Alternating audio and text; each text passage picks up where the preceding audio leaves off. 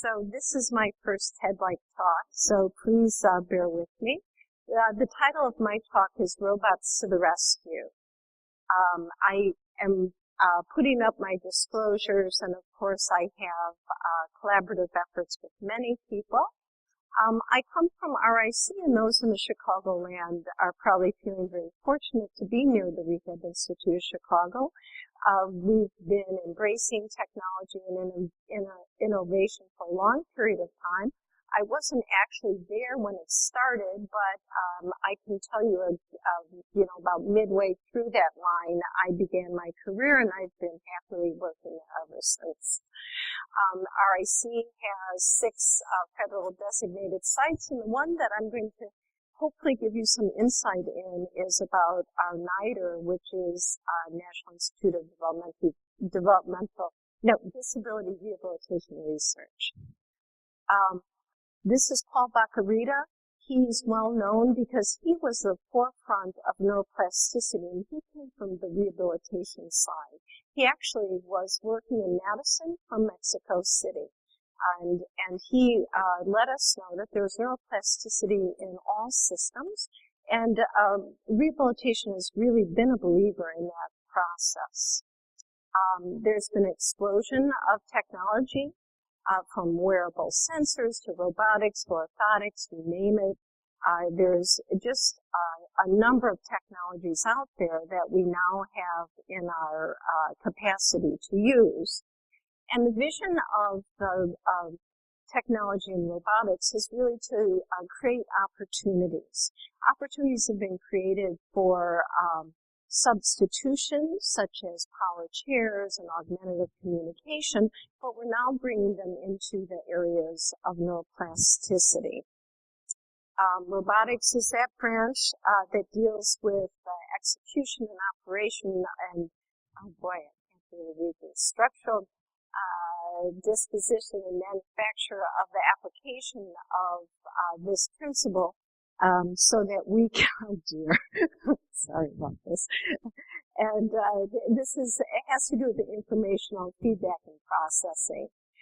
If you Google hits, it started out low and now it's sky high, so we see there's an exponential interest in involvement in robotics. And I think that there's really 4 reasons that are driving this trend. And that is, we're able to accurately, in a robotic system, measure impairments. That may not be that important to everyone in the room, but for us trying to figure out how to improve things, it's very important to get a quantification. It also can give a controlled content, and you know the compliance, and you've got really accurate information. And it can really increase the practice and the drive which we've got for the learning. They're going to improve it for you guys. And the issue is that new innovations create new innovations. There's what I call a manifest destiny of technology that is impressive and is very important. I want to talk about one that we're all familiar with, and this is our hometown hero, and it's not president, it's Michael Jordan, where you start out at about 19 inches and you end up being a 6'6", point guard or whatever he was, I don't know. I know he played basketball, and he was adored. So we're going to talk about an ankle impairment, and this we know is there's many reasons for the ankle to have problems when you have cerebral palsy. There's difficulty with muscle tone, there's difficulty with weakness, maybe even difficulty activating the proper sequence of muscles. And how many people are told to go home and have a stretching program? And everybody goes, yeah, I'm going to have a stretching program. But how many actually do the stretching program? And in fact, it's very difficult because you allow just the therapist to do it because there's an end feel. Is that important to the therapy program? So there's sort of a basic idea that stretching is important and it's recommended, but there's very little evidence if you do a systematic review or any kind of research in it to support this very, very basic principle of physical therapy and the treatment paradigm of the ankle. So we, making a long story short, we developed a robotic stretching device that we could combine passive movement of the ankle with an active treatment paradigm. And because we live in the day and age where we can tie it to computer feedback, we tied it to a gaming principle.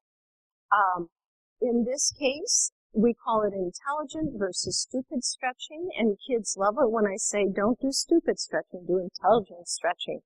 It knows how fast to move, how long to hold, and how hard to do the stretch. There's torque sensors in that foot plate, and we can put up EMG signals to look at the muscles and this sort of thing. And this is sort of a graph of what we're going to be seeing, or the engineers would be seeing, to looking at the excursion of the joint. The cute thing about it is that when we were thinking about it, and I was paired with the engineers, I said, well, some of my most difficult patients are the 12-year-old boys who they're not going to do anything you tell them. And how about if we have something where they could get their passive stretching while they're doing their homework, and then they can play games at the end. So they put in a passive component, then they did an assistive active, and in that case, when the computer senses movement, it will correct it so that there is that identification with the target, and the child will be able to fly the helicopter through the wall or miss the exploding bomb. And then if they get that passive range and they get out of the passive range, they get resistive training. The robot senses that and then adds some resistance. So it's not just, okay, you're moving your ankle, you're moving it, you're getting the range, and now you're strengthening it. And you're doing things that are kind of fun, and it's also kind of cognitive as well as you're feeling which direction, and you're sort of tying in a lot of elements of the program or of movement. And so our paradigm is you do the intelligent stretching, then you do voluntary movement training, and then we did some quantitative outcomes using this really fancy little robot, which you'll see here. And one of them will start moving because it's supposed to show you the paradigm. And as you can see, once you get the passive range in blue, the active range is the yellow. So actually, the most important outcome here is going to be that active range of motion improvement, not just passive. We also had a robotic, we had one engineer who had a grant where we had the teenage kids in high school program some of the games. So we had the lab-based, and that was great, but our real thought was, let's get it into the home. Let's get it home so people don't have to drag into RIC, because the parking there is about, $40 a half an hour. And that's not quite reasonable if you're going to do something that is going to be useful and intensive. So this is a unit that was designed to go in home. And you can see, you can have like the little happy researcher then, or the clinician, if they're ever happy, contact by cell phone on the upper left hand to evaluate, are you doing your stretching, because we know if you're naughty or nice, and we also know what parameters you're hitting. So are you getting your range of motion, are you getting your activity that we're expecting, and that can be adjusted in not real time, it's probably a little bit delay, but there's some big advantages to having it done in the home. So we were lucky to get, we recruited our lab-based, and we completed that study. And then we looked and compared the lab-based kids to the in-home, and we had, maybe 18 in the lab and about, I don't know how many, maybe 20 in-home units, and they were randomly assigned in terms of who would get which one. Would you come to the lab, or would you get your own unit?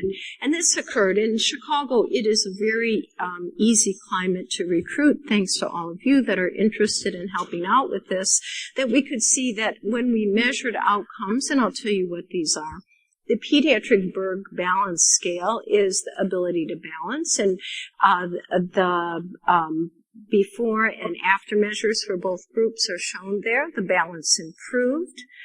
There is something called selective control of the lower extremities, so the ability to isolate your movement of your foot improves. And then the modified Ashford score, that's how much we know the muscle tone is, that declined. So those were all very encouraging. Also, the changes in the timed up and go improved, and that's how quickly you can get up and move, and that has a lot to do with your ankle when you think of it. A 6-minute walk time, and I think, what's that last one over there?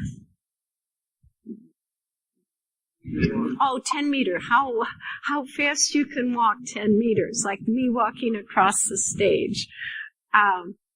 And then what I really like about, and for those of you that know me in one way or the other, I think I am a wannabe engineer. What I really liked about this is that you can get information very precisely about the range of motion.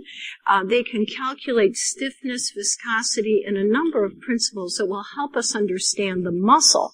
But in this case, I'm just looking at the changes in the strength.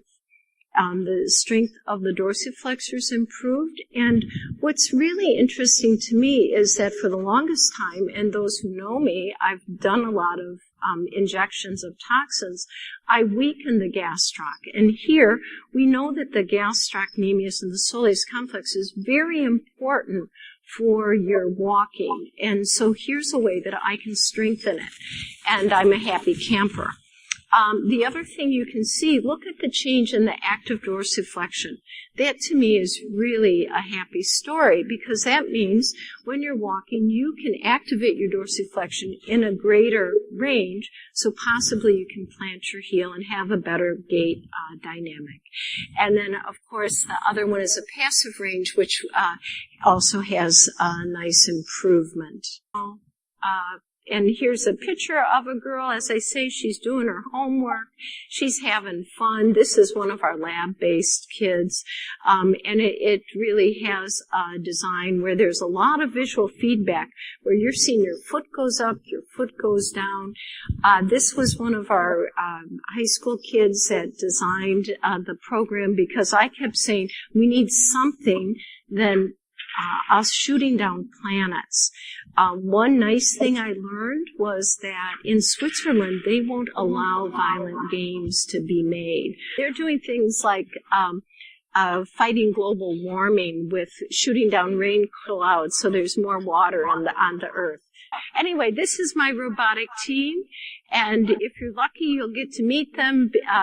They're very delightful. We're hoping to expand on a number of projects.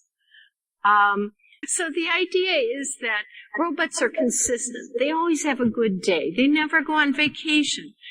They never get pregnant. It's like when you're working with therapists, there's a million things that are in the mix. This is what life is about. You can program for perfect practice. You can program for non-perfect. Just in case you're not having a perfect life, you can have an error augmentation, which seems to be good for learning. And they provide the feedback to the child, the parent, and also the clinicians. I think they're a very, very powerful force. They have attraction and engagement. It happens because technology is happening everywhere, and why not for us, and why not harness it? And I think that there's always a wish to cure and not to take care, but this is definitely in taking care of some small little part. Now, I do say that human touch takes precedent. I would be remiss to say that I think robots should rule the world. I think it has to be within the context of the human condition as well as the human abilities. And I think there's this best road is this combination of education, research, technology, transfer, and utilization. And there's always this push me, pull me. Let's get it out into the world and get them using it. But we also want to get the bugs out. So I'm happy to take any questions, because I'm lucky enough to have a 2-hour course on back to the basics information about this robot in depth. So please, I'd be happy to take questions.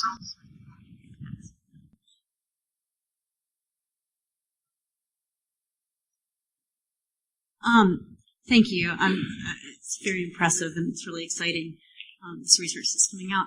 I guess I had two questions. They're both related to cost, the cost of the robotics themselves in creating these systems and hospitals and rehab centers being able to purchase them.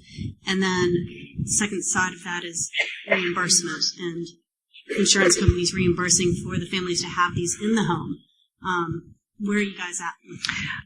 That's a good question. We have rolled them out to about 3 off-sites out of the Rehab Institute of Chicago because we know that most people don't live on the Gold Coast. I don't either, but the issue is the cost is coming down as they improve the unit.